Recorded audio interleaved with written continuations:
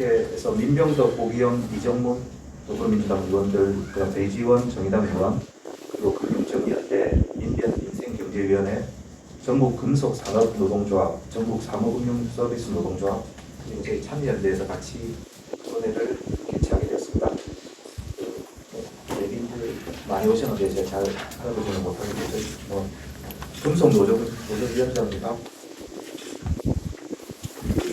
금융노조위원장님도 박근혜 위원장님께서 오십니다.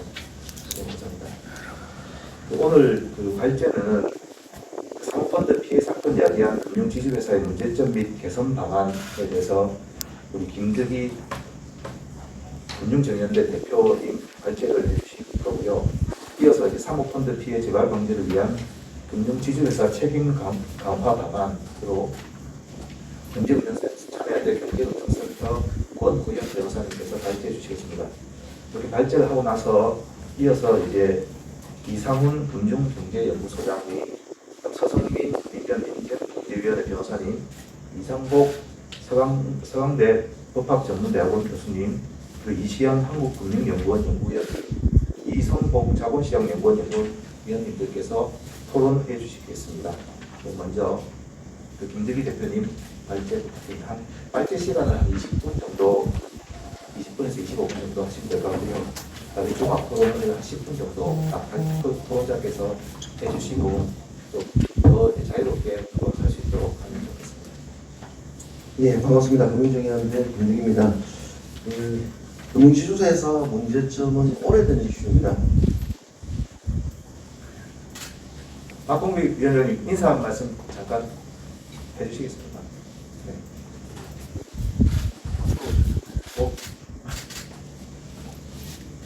진행을 할까요? 아니 인사만 하시면 네.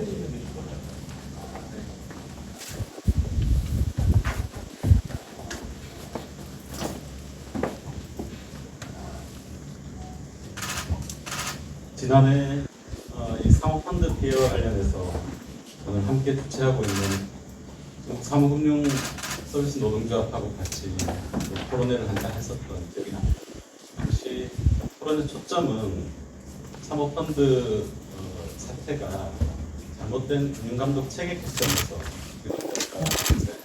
초점이 맞춰졌었고 앞으로 금융감독 체계를 어떻게 바꿀 것인지에 대해서 토론을 하는 그런 자리였습니다. 오늘은 사모펀드 피해의 또 다른 책임의 주축인 금융지주 회사의 지배구조에 대한 문제를 토론하는 그런 토론의 자리인 것 같습니다.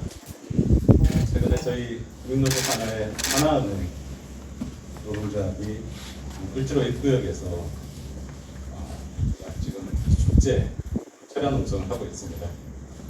이 문제 역시 사모펀드와 크게 다르지 않고 오늘 토론과 상당히 관련이 있다고 생각하는데요.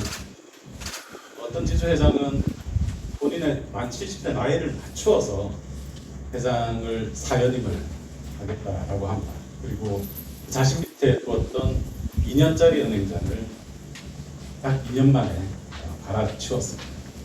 어떤 회장은 3년임을 하면서 처음에 2년짜리로 앉았던 단기 계약의 은행장을 1년을 연장을 하더니 또 이제 1년만 더 기간을 연장하는 그런 행태들을 벌이고 있습니다. 오늘 지주 회사의 권한 그리고 책임을 어떻게 할 것인지에 대해서 발제자분들께서 준비를 잘해 주신 것 같습니다. 충분히 그 책임을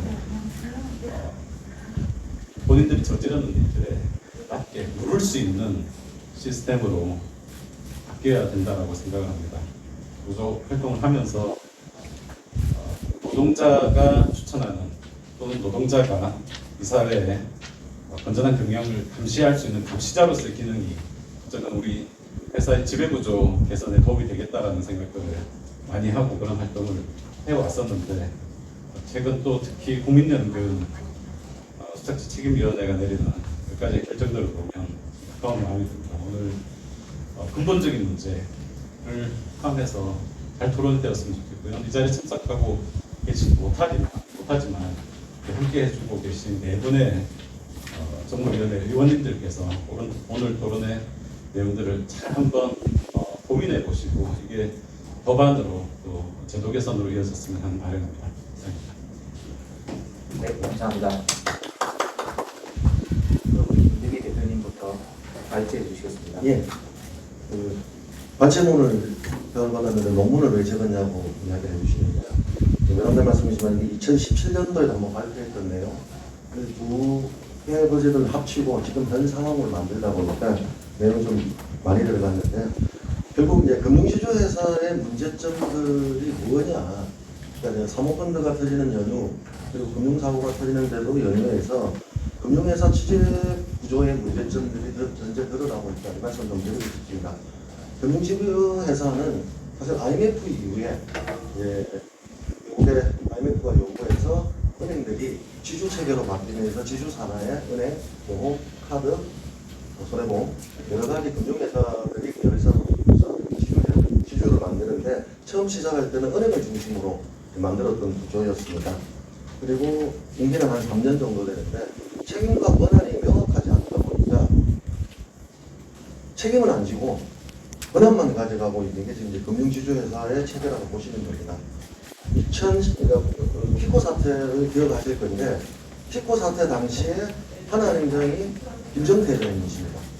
김정태 회장님이었음에도 불구하고 내부 통제 시스템이나 뭐 이런 것들을 묻지 않고 부행장으로서 꼬리 자르기가 하다 보니까 이분은 이제 승승장구해서 지금 3년임, 4년임을 하시겠다 하고 있는 것들이고요. 지금 이번에 이 논문을, 발제문을 쓰면서 금융지주회사를 다 조사를 해봤는데 평균 3년임입니다. 그러니까 지금 우스갯소리로 나온 이야기가 3번 연임하지 못하면 바보다, 뭐 이런 소리를 들을 정도로 금융지주회사는 연임 체계로 흘러가고 있는데요. 이 연임이 적절한지에 대해서는 뒤에 가서 좀 살펴보겠습니다.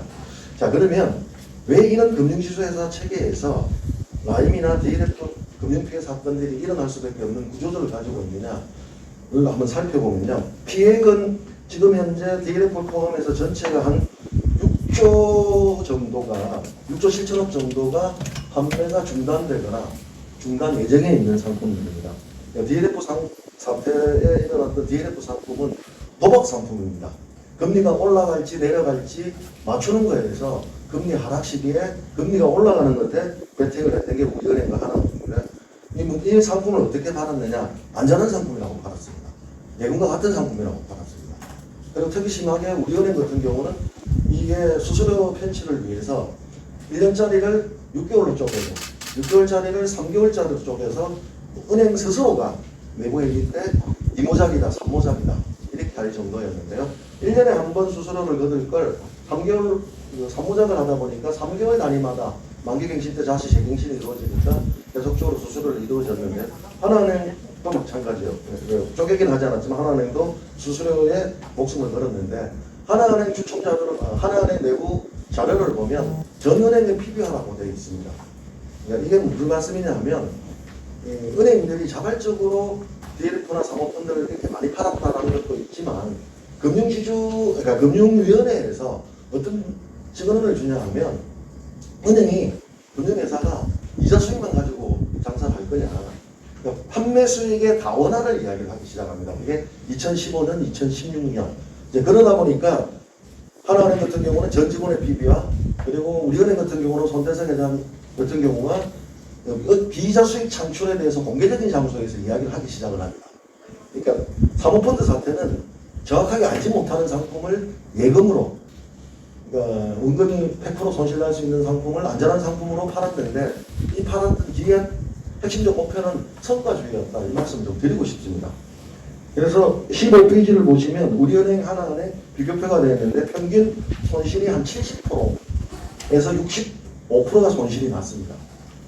이 말씀을 드리는 이유는 뭐냐면, 하나은행 같은 경우는 올해 코로나 때문에 미국 금리가 폭락을 하다 보니까 3월, 4월에는 한 85%까지 손실이 났는데, 이게 이제 금리를 예측하는 상품에서 예측이 전혀 불가능했던 사태였고요. 라임 펀드를 보시면 15페이지 보시면, 라임은 처음부터 사기는 아니고 중간에 돌려막는 과정에서 이제 사기로 이루어지는데, 제가 이제 KBS 보도 자료에서 자문을 한 적이 있는데, 우리은행 같은 경우에는 이 부실을 명확하게 알고 있는 내부 리스크, 내부 자료가 있었습니다. 본인 스스로도 이게 고객들한테 전가됐을 때는 어떻게 된다는 내부 문건이 있었고 금감원 조사 때 담당자가 이 문건에 대해서 검토했다라고 진술했던 내용도 있다 보니까 이게 그 사모펀드 사태 제재에서 이례적으로 지주회장이 손대선 그러니까 지주회장이 지금 직무정지 3개월을 제재를 지금 통보받고 있는 상황입니다. 아직 확정된 상태는 아니고 논의 중에 있는데요. 16페이지 자료를 보시면 우리은행 신한금투 KB하나은행 KB증권 1조 1천억입니다. 그러니까 라인 같은 경우 1조 6천억인데 4대 금융지주회사에서 팔았던 금액들이 대부분 이렇게 많다고 보시면 됩니다. 그러니까 금융지주회사 체계에 있는 속한 계열사들이 펀드를 많이 팔 수밖에 없었던 이유는 뭐냐면 위에서 성과주의를 낼 수밖에 없는 구조를 가지고 있다 보니까 이렇게 많이 판매할 수밖에 없고요. 신한은행과 신한금투는 두 개 합치면 한 6천억이 넘는 과정입니다. 그러니까 점유율은 더 높은 과정이고 그러니까 신한은행과 신한금투가 둘 다 판매가 많다 보니까 라인 관련해서 그동안은 은행장을 내부 통제 시스템 부재로 징계를 했는데 제재를 올렸는데 신한금융 같은 경우는 조용병 지주회장까지 물론 경고 수준은 낮습니다. 그러니까 문책성 경고가 좀 중징계이고 문책성 경고라 하면 지금 직무는 보장해 주는데 이후에 지주회장을 한다든가 은행장을 연임하는데 제한이 되기 때문에 은행장이나 지주회장 입장에서는 문책성 경고를 굉장히 무겁게 받아들이고 있습니다. 왜냐? 지주회장이 못 되는 거고 지주회장을 연임할 수 없는 구조이기 때문입니다. 그래서 이례적으로 이거는 신한금융지주 같은 경우는 주의적 경고, 그러니까 종이 한 장은 지금 경고를 받고 있는데 그래도 은행의 판매 책임에 대해서 최초로 제가 보기에는 지주회장에게 책임을 물은 사례가 아닌가 싶습니다. 이제 17페이지 보시면 왜 이렇게 사모펀드나 펀드에 열을 올렸느냐의 통계 자료가 나오기 시작합니다. 이게 보시면 2015년도부터 2019년 하반기까지인데 판매 수수료 수익이 엄청나게 증가하기 시작을 합니다. 그러니까 사모펀드가 활성화되기 이전인 2015년 이전에는 대부분 은행들이 공모펀드를 많이 팔았습니다. 그러니까 공모는 수수료도 좋고요. 안전자산에 투자를 해야 되고 관리 감독도 받아야 되고 관리 비용이 많이 드는 것들이죠. 이제 그러다 보니까 사모펀드 활성화되고 나서 이후에 모든 금융사들이 사모펀드 시장에 뛰어들어서 올인했던 결과가 도표로 나와 있는 것입니다. 자, 이 과정에서 이 성과를 가지고 어떻게 가느냐? 금융지주회장이나 은행장들 같은 경우에는 연임, 3년임 이 구조로 가고 있는 것들이고 은행장들은 이 성과의 지표, 특히 금융위가 잘 받는 성과의 지표가 뭐냐면 비이자 수익 창출입니다. 그러니까 얼마나 비이자 수익, 즉 은행의 이자, 금융회사에서 예대마진이 아니라 방가슈랑스를 많이 팔았는지 그 다음에 다른 상품을 많이 팔아서 비이자 수익을 올리는 구조에 대해서 금융위가 들여다보니까 전 4대 금융지주사들이 라인에서 보듯이 다 이렇게 할 수밖에 없었다라고 말씀을 드립니다. 자, 그러면 왜 금융지주회사가 문제가 되느냐? 17페이지를 보시면 대표적인 사례입니다. 하나은행 인사의 경영권 개입 사건인데요. 박근혜 정부 때 최소실 검거직이었던 사람을 부행장을 시키려고 누가 전화를 했냐? 금융위 부위원장 정찬우가 하나은행 금융지주회장 김정태에게 3차례 걸쳐서 전화와 압박을 통해서 부행장 되는 건 무산되지만 결국은 마지막 3번째 전화에서 본부장에 되고 만 사건입니다. 김정태 회장 스스로가 재판에 나가서 이걸 들어주지 않으면 큰 불이익이 예상되었다고 할 정도로 정찬호 부위원장이 화를 내면서까지 내가 이 자리를 시키라고 했지 지점장을 시키라고 했냐라는 압박까지 받는데 왜 그러면 금융위원회 부위원장이 지주회사도 아니고 은행의 인사에 이렇게 전화를 해서 이 시스템이 먹힐 수 있느냐는 게 적나라하게 드러났던 사건입니다. 참고삼아 박근혜 대통령의 대법원 판결문에 정찬호 부위원장은 공범으로 적시가 돼서 사실상 유죄가 확정된 상태인데 아직 검찰에서는 기소를 하지 않고 있습니다. 이 사건으로 인해서 마이데이터 사업에서 하나은행 같은 경우에는 하나카드나 하나은행 같은 경우는 사업자에서 제외되고 있는 상황입니다. 19페이지 보시면 신한 사태가 있습니다. 이 유명한 사건인데요. 나홍찬 초대 금융지주 회장과 2인자였던 신상훈 이 사람들을 2인자를 몰아내고 자기가 찍은 사람을 만들기 위해서 기획 고소했던 사건인데 법무부 과거사위원회에서 사실상 이것은 기획 고소이다라고 재조사 결정까지 내렸던 사건이었습니다. MB정부에서 호남 인사가 금융지주 회장이 되면 안 된다는 시그널을 가지고 경상도 인맥이었던 랑차는 이인자였던 신상훈을 기획 고소하고 물러나게 만들었던 사건입니다. 자, 이 자리는 뭐냐면 내가 부임자를 결정하는 데 있어서도 지주회장이 내 말을 잘 듣는 사람, 그러니까 내가 영향력을 계속 미칠 수 있는 사람에 대해서 부계자 산출에 개입했다라고 볼 수 있는 게 지난 사태입니다. 자료는 안 나와 있지만 대표적으로 금융지주회장과 은행장이 맞붙었던 사건이 있습니다. 그게 KB금융 전산 사태입니다. 그러니까 지주회장과 은행장이 서로 맞붙어서 금융위원회에서 오죽하면 둘 다 제재를 내렸던 사건이 있었습니다. 이 사건의 핵심은 뭐냐면 다들 금융지주회장이 누군가가 되고 그 자리를 지키는 사람, 내가 설령 물러난다 하더라도 내 영향력이 미치는 사람이 지주회장으로 되어야 된다라는 게 핵심이었는데, 저는 이 사건들을 접하고 계속적으로 좀 리서치하면서 들었던 의문이 왜 이렇게 지주회장에 가는지, 그 궁금증과 의문점이 얼마 전에 풀렸는데요. 한 해 연봉이 25억에서 26억이 갑니다.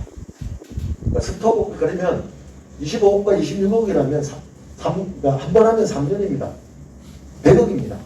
3년이면 하면 300억의 금전적 이익이 있을 수 있는 금융지주회장에 막강한 인사자리까지 있고, 그리고 책임도 지지 않다 보니까 지주회장을 서로 하려고 할 수밖에 없고, 하다하도록 자기 정적들은 제거하고 할 수밖에 없는 구조다, 이 말씀을 드리고요. 21페이지 보시면 그러면 금융지주회 대표이사 권한과 책임은 어떻게 되어 있느냐. 지수사법과 은행법에는 명시가 되어 있지만 관련 규정이 미비합니다. 그러다 보니까 지금 은행은 대주주가 없습니다. 그러다 보니까 은행의 대주주는 누구냐? 은행장과 지주회장이 대주주입니다, 사실상. 그래서 적용을 받는데 문제가 될 때는 대주주의 개인의 이익이라는 이 조항이 있다 보니까 저희들이 여러 번 법 위반 사실은 은행법 위반으로 고발한 적이 있으나 개인의 이익은 잘 목적이 아니었다 라는 걸로 다 박하내나 무혐의 처리가 됐는데, 그러니까 얼마 전에 신한은행이 우리은행을 밀어내고 서울시 실금고를 따낸 사건이 있습니다. 이제 금융위원회가 금감원이 어떻게 제재를 했냐면 안 줘도 돼야 될 돈 300 얼마를 줬기 때문에 기관경금이 제재를 했다, 이건데요. 자, 이걸 만약에 은행법 위반으로 고발을 했을 때 본인의 이익을 위해서 했느냐, 이 문제가 발생되기 때문에 은행법 위반으로는 처벌받지 않고 있습니다. 그래서 금융혁신위원회나 행정혁신위원회라고 있었습니다. 문재인 정부가 출범하자마자 금융정책을 청산하기 위해서 만들었던 행정혁신위원회인데요. 위원장이 누구였냐? 지금 금감원장님이십니다. 여기서 오랜 논의 끝에 나왔던 게 뭐냐면 개인이 개최 목적이란 이 조건정을 삭제하라라고 금고를 했습니다. 그래서 오죽하면 그 행정혁신위원회가 대표적인 사건으로 나열했던 것들이 제가 좀 전에 말씀드렸던 하나은행 인사개입 신한사태를 예를 들면서 은행법에 문제가 있으니까 명확하게 하기 위해서는 보완을 해야 된다. 그래서 제도적 보완 요소로 25페이지를 보시면 금융지수사법과 은행법을 개정해라고 권고를 했습니다. 그런데 이 권고 및 명문화에 대해서 금융위는 수용을 했는데 3년 전에 지금까지도 안 바뀌고 있는 게 현실입니다. 다음 금융지주 회장의 임기 선출 방식. 그러니까 이 3년임이 어떻게 가능한지, 4년임이 어떻게 가능한지에 대해서 좀 살펴보면요. 회장의 임기는 3년입니다. 그리고 임기 제한이 없습니다. 다만 국민은행과 하나은행과 신한은행에는 70세 조항이 있습니다.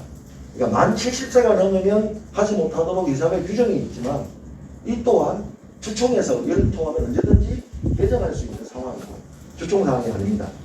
그러다 보니까 선출 이후에 대부분 3년임, 4년임에 지금 이루어지고 있는데요. 누가 추천을 하느냐? 회장추천위원회를 만드는데 이 회장추천위원회는 사내이사와 사회이사로 구성이 됩니다. 심지어 지금은 개선이 되었는데요. 연임을 하겠다는 회장이 이 추천위원회에 들어가서 셀프로 자기를 추천하는 경우, 이게 저희들이 셀프 추천이라고 했는데요.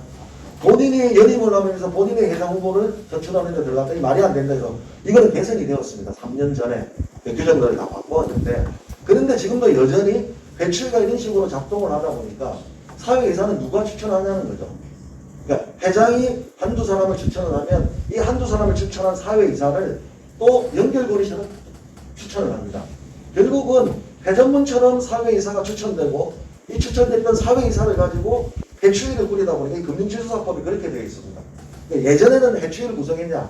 아니 다른 집단에서 여러 집단들이 가지고 있던 것 추천의 다양성이 좀 있었는데 금융지수사법을 만들면서 회사법을 만들면서 해추위로 명문화시켰고 이게 사회이사로 한정을 했습니다. 그러다 보니까 저희들 올해 국민 KB금융 같은 경우 윤종규 회장은 경영실적은 좋으나 종선료 채용비리 문제가 있었고 세평이 안 좋다고 해서 저희들이 반대를 했습니다. KBS 보도였는데요. 해추위 결과에서 윤종규 회장이 1등을 하지 못했다고 보도를 했는데 여기에 대한 반박을 하지 않았습니다. 제가 이 사례를 자료에는 없는데요. 이 사례를 예를 드는 이유는 뭐냐면 해추위에서 1등을 하지 못한다 하더라도 회장의 3년임이 될 수 있는 게 윤종규 회장. 그러니까 즉 다시 말해서 어떤 결과표가 나온다 하더라도 답은 정해져 있다. 왜? 해추위 구성이 회장으로부터 포획된 참호를 구축하고 있기 때문이다 라고 보고 있습니다.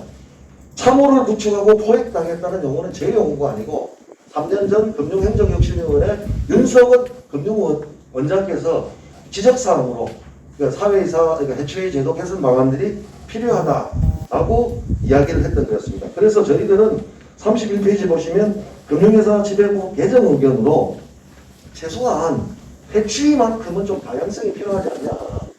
그러니까 사회이사들이 모여서 결과를 하면 1등이 되더라도 1등이 아닌 다른 사람이 회장이 될 수 있는 이 구조라는 것들은 의미가 없고 그리고 KB금융의 그 평가를 요구했지만 공개를 요구했지만 영업비밀이기 때문에 공개할 수 없다. 뭐 기자에 확인했던 게 아니거든요. 이 말씀은 뭐냐면 밀실에서 그 평가를 가지고 그냥 답은 정해져 있는 상태에서 회장은 선출이 된다라고 말씀을 드리는 거고 그래서 윤종규 회장, KB금융 윤종규 회장 같은 경우는 3년임에 성공을 했습니다. 33페이지 보시면 이거는 사법에 있는 겁니다. 그럼 이제 금융지수사법을 개정하지 않는다면 집중투표제를 의무화하자 이겁니다. 이사회 수만큼 선출할 수 있는 투표권을 주고 그 투표권을 일괄 행사를 하든 분산을 행사를 하든 그러니까 이 제도가 유리한 것은 소액주주, 소수주주들이 자기의 이익을 대변할 수 있는 걸 선출할 수 있는 이사회 그 기회가 생긴다는 건데요. 그러니까 집중투표제는 상법에는 도입이 되어 있지만 의무화는 아닙니다. 해도 그만 안 해도 그만 이기 때문에 상법에서 개정이 안 된다면 최소한 금융지수사법에서는 의무화를 시켜서 집중투표제 도입을 통해서 사회이사에 소수주주가 좀 들어갈 수 있는 것들이 필요하지 않나 이렇게 보고 있는 겁니다. KB금융 우리 사주조합에서 3년째 뭐 작년에는 안 했지만 계속 이사회를 추천하지만 노조를 추천하지만 부결되는 이유가 그런 겁니다. 이사들이 담합을 해서 대주주들이 담합을 해서 한 곳으로 가되기 때문에 어떠한 사람을 제가 농담삼아 이렇게 이야기합니다. 문재인 대통령을 추천한다고 하고 전직으로 나오셔가지고 노조가 추천을 하면 그 주주 추첨에서는 이루어질 수 없는 당선될 수 없는 구조를 원칙적으로 가지고 있기 때문에 상법에서 해추위를 다양하지 않는다면 집중투표의 의무화를 좀 통해서 금융지수사법에 이어서 좀 필요하지 않겠냐 이 말씀을 좀 드리는 겁니다. 자, 왜 이렇게 말씀을 드리냐면 33페이지를 한번 보십시오. 신한금융지주가 우리나라 최초로 금융지주회사로 2001년도에 전환합니다. 남찬 사연인, 한동우 연인, 조영병 연인 그러니까 세 사람이 2001년부터 2021년까지 지금 속대팔로 다 해먹고 있습니다. 자, 이런 구조라면 조영병 회장 같은 경우는 특히 어떻게 하냐면 채용비리로 기소가 된 상태에서 1월에 유죄가 예상되는 유죄가 확정됐는데도 불구하고 주총에서 국민연금과 ISS가 반대를 했는데도 불구하고 회장으로 연임에 성공을 합니다. 자, 이런 상태라면 무죄 추정의 원칙을 가지고 재판을 길게 끕니다. 지금 2심인데요. 2심 계속 끌고 이게 왜냐면 하나은행의 함영주 부회장이 지금 3년째 재판을 받고 계시거든요. 1심을. 정인 계속 신청하면서 재판 끌고 대법원의 전관 대법원 판사들 계속 임명을 하면 또 재판을 한 2년, 3년 끌면 내년, 그러니까 3년임 할 때, 지금 연임인데 3년임 할 때 무죄 추정의 원칙을 가지고 3년임도 제도상 가능하다 이 말씀을 드리는 거예요. 그리고 하나금융 지주 보십시오. 2006년도에 바뀌었는데 김성유 3년임, 김정태장 3년임, 지금 이제 4년임을 하고 있습니다. 여기는 딱 두 사람밖에 없습니다. 그나마 KB금융지주가 단임제로서 일대 황영기, 강정원, 어윤대, 이명록까지 왔지만 그 다음에 윤종규 회장이 3년임에 지금 이루고 있습니다. 결국은 뭐냐면 후계자를 키울 필요가 없다는 겁니다. 지주회장에서 지주 수통할 때 세평이 필요가 없는 거고 오직 단기순이익, 그 단기순이익을 가지고 어떻게 했느냐. 그럼 지주들은 어떻게 되느냐. 배당을 어떻게 해주냐. 그래서 은행들이, 금융회사 지주들이 고액 배당주로 지금 분류되고 있는 상황입니다. 또 하나 있습니다. 우리은행 손태성 회장 같은 경우는 제재를 받습니다. 그런데 연임을 하려면 이 제재가 안 되니까 가처분을 해서 불복하고 받아냈습니다. 그래서 소송 중입니다. 그리고 연임에 성공합니다. 그래서 좀 대안으로 저희들이 제시하는 것들은 지금 은행 임직원들은 기소가 되면 직무에서 다 배제되게 되어 있습니다. 인사규정이 다 그렇게 적용되어 있습니다. 그런데 은행장은, 지주회장은 임직원이 아니기 때문에 그 적용 대상이 아니라서 기소가 되더라도 계속 재판을 받을 수가 있습니다. 이 결과는 어떻게 되냐면 굉장히 불공정하게 나옵니다. 채용비리로 재판을 받고 있습니다. 그러면 무죄를 주장합니다. 그러면 부정하게 입사한 채용 비리자들은 계속 2015년에 입사를 했던, 2016년에 입사했던 지금까지 계속 근무를 할 수밖에 없는 상황입니다. 이번에 안에 우리은행이 대법원 합격 판결을 받고 부정 채용자를 정리했는데 이게 4년 이상 고액 연봉을 받은 겁니다. 이 말씀을 드린 이유는 뭐냐면 하나금융과 신한금융이 계속 무죄 추정의 원칙을 가지고 재판을 끌면 부정 채용자들이 10년도 근무할 수 있고 10년 동안 연봉을 받을 수 있다 이 말씀을 드리는 겁니다. 그렇기 때문에 금융시사법이 되든 모범 규정이 되든 기소 시에는 직무에서 배제하는 조항이 신설이 필요하다 이 말씀을 드리는 겁니다. 은행권 제재도 마찬가지입니다. KB금융지주 황영기 같은 경우는 제 기억으로는 금융회사 금감으로부터 제재를 받고 불만이 있었지만 지주회장을 그만두고 나서 이의신청을 해서 제재를 했습니다. 이게 언제까지였느냐. 박근혜 정부까지는 문책성 경고를 받으면 현직을 유지하는 게 아니라 다 그만뒀습니다. 저희가 금융회사들, 임직원들. 왜냐하면 그 사실상 중심계로 보고 현직에서 물러나겠습니다. 그게 하나은행 김종준 은행장이 그랬고. 그런데 문재인 정부 들어서 바뀌기 시작을 합니다. 그러니까 문재인 정부의 인사정책 기조는 뭐냐면 불법이 없으면 법과 원칙에 따라서 적용하다 보니까 회장이 인사권을 보호해 준 결과가 되어버립니다. 그러다 보니까 3년임, 4년임이 가능한 구조로 지금 걸고 있다.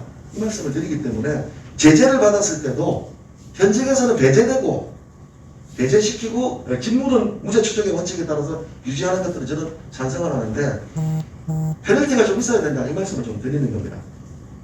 마지막으로 35페이지를 보시면 금융행정혁신위원회에서 금융회사 지배구조 권고안에 대한 개선 여부입니다. 금융지주회장 자격 요건을 신설 전문성 확보와 함께 부담납 가산 변제할 것을 금융위원회 수용, 내부 인사의 참호 구축을 변제할 수 있도록 임원 추천의 구성을 다양화 권고, 금융위원회 수용. 세 번째, 금융지주회장의 자회사에 대한 부당한 영향력을 제재할 수 있도록 제도 개선, 은행법 개정, 금융위원회 수용. 금융회사에 대한 근로추천이사제 도입 적극 검토, 금융위원회 수용 불가. 기관투자자 코드를 적극 활용하는 방안에 마련토록 권고, 금융위원회 수용. 5번만 지금 진행되고 있지 사실상 1, 2, 3, 4는 수용했던 의원이지만 3년이 지나고 문재인 정부가 말기가 되었는데 마지막이 되었는데도 불구하고 법과 제도는 개선되고 있지 않습니다. 이 말씀을 드리는 건 뭐냐면 행정혁신위원회에 금융적폐 청산을 할 때 안을 내고 그 금융위원회는 수용한다고 그걸 들고 언론 플레이를 했지만 결국은 누구에 의해서, 저는 보이지 않는 손에 의해서 이게 개정되지 않았다 이렇게 보고 있습니다. 이게 개정되지 않아서 이익을 받을 수 있는 분들이 있지 않습니까? 그분들이 저는 보이지 않는 손이다 이렇게 말씀을 드리고, 그래서 결론적으로 말씀을 드린다면 은행법을 개정하는 것들은 당연한 것이고요. 두 번째, 이 무제한 연임을 막을 수 있는 3년임 금지조, 이번에 국회에서 발의했는지 안 했는지까지는 아직 확인이 안 되는데, 김한정 의원이 했던 이야기인데, 3년임을 금지하고 3년임이 필요할 시에는 주총에서 3분의 2 규정으로 찬성을 받고 통과시켜야 된다 라는 내용을 그러니까 논의가 있었습니다. 이 제도가 도입돼야 된다고 생각을 하는 거죠. 안 그러면 사실 개정하고 죽을 때까지 할 수 있어요. 그러다 보니까 주주는 대권은 아니면서도 불구하고 사실상 자기가 지주회장을 책임지고 있으니까 직을 유지할 때는 오너보다 더한 권력을 누리고 있다. 이 말씀을 좀 드립니다. 결국은 이 피해는 어디로 보냐, 금융소비자한테 온다고 말씀을 드리겠습니다. 금융노조에서 몇 년 전에 조사했던 한해 설문조사입니다. 전 직원들을 상대로. 고객에게 유리한 상품, 그러나 평가에는 불리한 상품. 고객에게는 불리한 상품, 평가에는 유리한 상품. 팔아본 경험이 있냐 해서 고객에게 불리하고 평가에 유리한 상품을 팔아본 경험이 있다가 70% 이상 남았습니다. 저는 그 직원들을 비난할 수 있냐 이렇게 마지막 말씀을 드리겠습니다. 제도를 개선하지 않으면요, 저도 금융회사 출신입니다. 위에서 하라고 할 때 그걸 버틸 방법이 없습니다. 저도 노조위원 수석부위원장 할 때도 현직에서 역마진 되는 금융보험상품 회사가 망한다고 고객들에게 다 해약 금고하라고 할 때 못했습니다. 다 금고했습니다. 이거는 무슨 말씀을 드리냐 하면 노조와 무관하다는 거죠. 내가 노조 광고였다고 해서 이걸 안 할 수 있느냐 라는 게 아니라, 회사가 지표가 매일 아침에 쪼기 시작을 하면 징그러워서라도 그 고객에게는 불이익이 되는 상품이라도 팔 수밖에 없다. 근데 그 불이익은 회사는 어떻게 되겠습니까? 자산 건전성이 좋아지고 마진이 좋아지고 평가가 좋아질 수 있는 이 구조. 그래서 더더욱 이 구조라면 은행장은 지금까지 책임 안 지는 구조, 금융지주회장은 더더욱 책임 안 지는 구조. 다만 경영의 지표가 좋았을 때는 자기가 연임, 3년임, 4년임 하는데 지표가 활용할 수 있는 이 구조 바꿔야 되지 않겠습니까? 이상입니다.